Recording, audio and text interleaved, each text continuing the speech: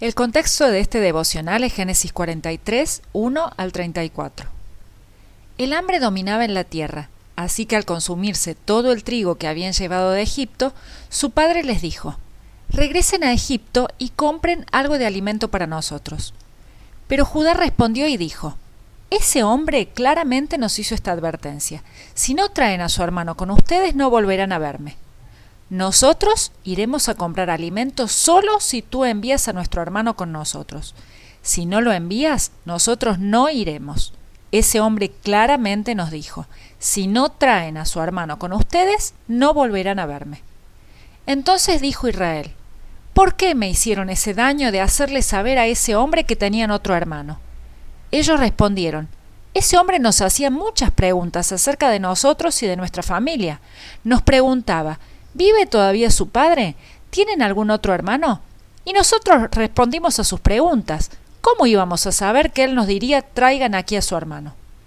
Entonces Judá le dijo a Israel su padre: «Envía al niño conmigo, y nos prepararemos para partir. Así no moriremos, sino que seguiremos con vida tú y nosotros y nuestros hijos. Yo te respondo por él. Será a mí a quien le pidas cuentas.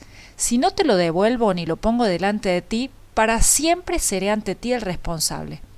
Si no nos hubiéramos tardado tanto, ya hubiéramos ido y venido 2 veces». Entonces Israel su padre les respondió: «Si así tiene que ser, adelante. Pongan en sus sacos de lo mejor que tenemos y llévenle a ese hombre un regalo: un poco de bálsamo, un poco de miel, aromas, mirra, nueces y almendras. Lleven también una doble cantidad de dinero junto con el dinero que encontraron en la boca de sus sacos. Tal vez fue una equivocación. Tomen también a su hermano y prepárense para volver con ese hombre. Que el Dios omnipotente haga que ese hombre se compadezca de ustedes y les devuelva a su otro hermano, y también a Benjamín. Y si he de quedarme sin hijos, pues sin hijos me quedaré». Génesis 43, 1 al 14. El hambre se había extendido por toda la tierra, y la rica familia de Jacob no era ajena a aquel flagelo. José sabía que la hambruna duraría 7 años, pero sus hermanos no. Jacob y sus hijos tal vez pensaron que aquella mala racha era pasajera. Sin embargo, el hambre se prolongaba y la familia se quedó sin provisiones. Aunque no pudiesen regresar por Simeón, Jacob pensó que tenía lo suficiente como para salir de apuros y no tener que enviar a Benjamín a Egipto. Pero pronto el alimento se terminó, y cuando eso sucedió, Jacob llamó a sus hijos y los envió nuevamente a aquel país. Al parecer, Jacob había olvidado lo que había sucedido allí. No obstante, sus hijos se encargaron de recordárselo. El gobernador de Egipto había puesto las condiciones para volver a recibir a los hijos de Jacob, y ellos sabían que ese hombre hablaba muy en serio. Sin Benjamín, aquel viaje sería inútil. Viendo que no quedaba otra salida, Jacob reprochó a sus hijos toda la información extra que habían dado. ¿Por qué habían tenido que hablarle al gobernador de Egipto acerca de su familia? ¿Por qué habían tenido que decir que tenían otro hermano? ¿Por qué simplemente no se habían limitado a comprar el alimento y regresar a su tierra? Es verdad, ellos podrían haber guardado silencio.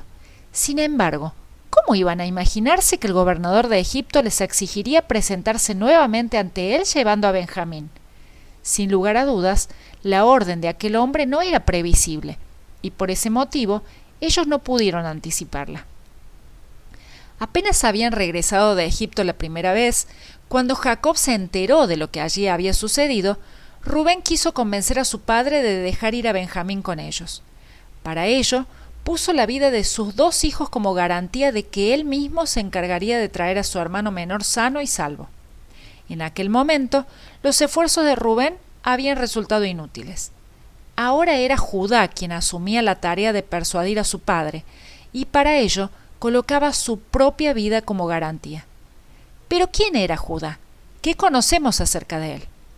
Judá fue el 4.º hijo de Jacob y Lea. Judá había sido quien propuso a sus hermanos vender a José como esclavo a los mercaderes del desierto. Judá también había sido quien había perjudicado a su nuera Tamar y había tenido sexo con ella pensando que era una ramera. Al parecer, colocar su propia vida como garantía en lugar de la de su hermano Benjamín era la primera buena obra de Judá.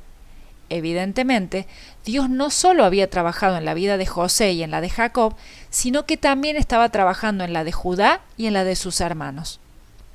Así como sin pensar en sí mismo ni en su propio bienestar, Judá se ofreció ante su padre como garante por la vida de Benjamín, Jesús, un descendiente de Judá, se ofreció ante el Padre Celestial como garante por nuestra salvación.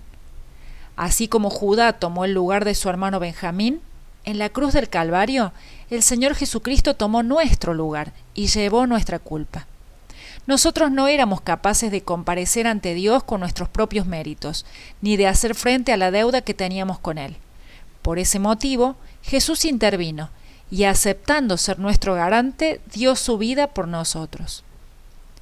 Aunque no tenía ninguna intención de enviar a Benjamín con sus hermanos a Egipto, la gravedad de la situación obligó a Jacob a cambiar de idea. Seguramente, si el hambre hubiese cesado, Simeón habría permanecido recluido en una prisión egipcia por el resto de su vida, o al menos hasta que José lo liberase.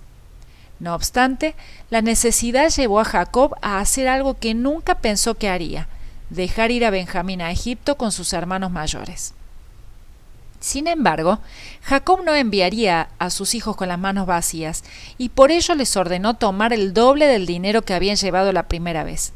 Además de eso, los envió con todo tipo de regalos: bálsamo, miel, aromas, mirras, nueces y almendras. Al parecer, lo que Jacob intentaba hacer a través de aquel dinero y aquellos regalos no solo era comprar alimento, sino también comprar el favor del líder egipcio.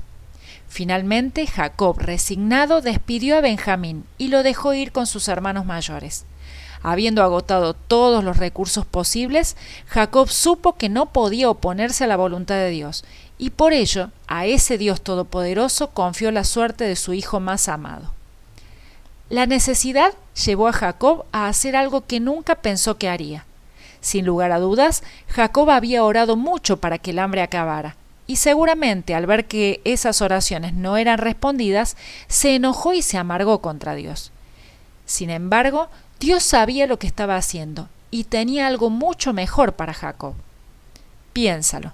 Muchas veces oramos insistentemente por algo, pero el tiempo pasa y no vemos respuestas. En esos momentos, en lugar de sentirnos desanimados o enfadarnos con Dios, debemos recordar que aunque pueda parecer que Él no nos escucha o no ve nuestras necesidades, su inmenso amor y sabiduría siempre lo llevan a actuar en nuestro beneficio, haciendo lo mejor para nosotros.